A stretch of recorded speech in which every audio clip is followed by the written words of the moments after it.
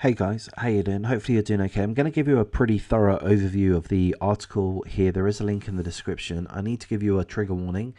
This is very gruesome. It's horrific. There are going to be some details that I read out in regards to the murder and cannibalism of the victim, Kevin Bacon, in 2019. So here in the video section here is the murderer, the cannibal. His name is Mark David Latunski. He's 52 years of age. Here's another picture of him, Mark David Latunski. Here's another picture of him in leather, a leather outfit. There's his home.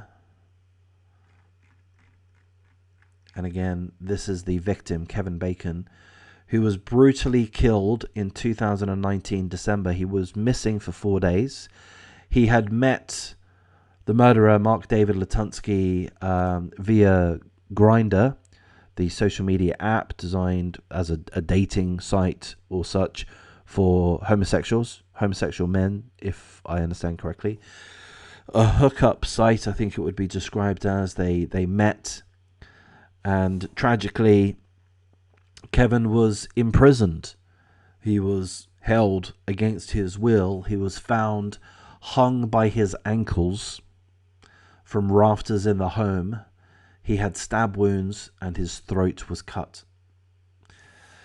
Now, this video here, I've just played a little bit of it, but I don't want to play too much. And it is interesting. It's worth listening to. But essentially, this is, I don't quite know her title, but she's a lawyer. Let's say she's a prosecutor. I'm not entirely sure. But she reads out some documents. I'll say a deposition. I don't know. Maybe that's the wrong term. But she reads some details out, which essentially asks the murderer whether or not he did these things. And he basically says yes to everything. And in so doing, he's effectively pleading guilty to first-degree murder of Kevin Bacon in 2019, as well as admitting to some of the heinous acts that he committed against Kevin, including after Kevin's death. So I will read out a part of that. So one of the questions that was asked: did you use a knife to stab Mr. Bacon? And the murderer says, yes, I did. Then the prosecutor asks, after Mr. Bacon was dead, did you remove part of his body, specifically his testicles? The murderer says, yes, I did. The prosecutor asks, did you move those testicles to the kitchen? And again, the murderer says, yes, I did. So the murderer, Mark David Latunski, did go over I believe it was a 12-month evaluation as to whether or not he's mentally fit to stand trial, and he was deemed mentally fit to stand trial. He's surprised the court, he's surprised his own legal counsel by pleading guilty, but in so doing, he has effectively almost guaranteed that he's going to face life in prison. So I've got to say that I'm happy with that. So to be clear, he has pled guilty to first-degree murder. He's almost certainly going to be sentenced to life in prison. That's just how it is in the state of Michigan.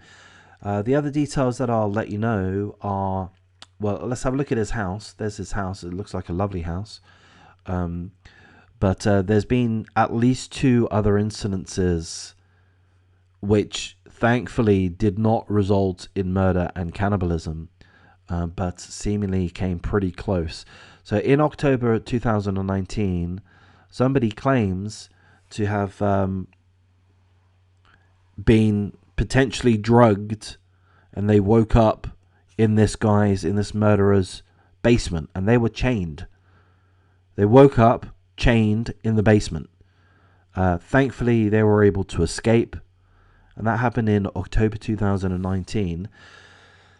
There's a voice, there's an audio transmission of a 911 call made by a man who escaped from an accused cannibal's home.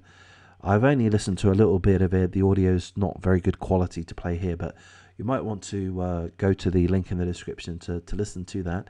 But seemingly there's at least two situations where other men had been captured and kept in the basement, tied and or chained in the basement.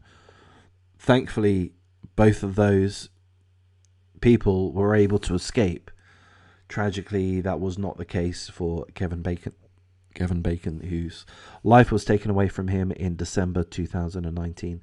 So that's as much of the article that I wish to go through. It is worth reading through, and you might find both this video here of the prosecutor reading out the deposition, or perhaps that's the wrong term, as I say. You might find that interesting, and you might want to listen to the audio of the 911 call made by a man who escaped after having been chained in this house here. So pretty crazy stuff. I'm going to wrap things up here. Please do like, comment, subscribe, share the video as you see fit, and take care.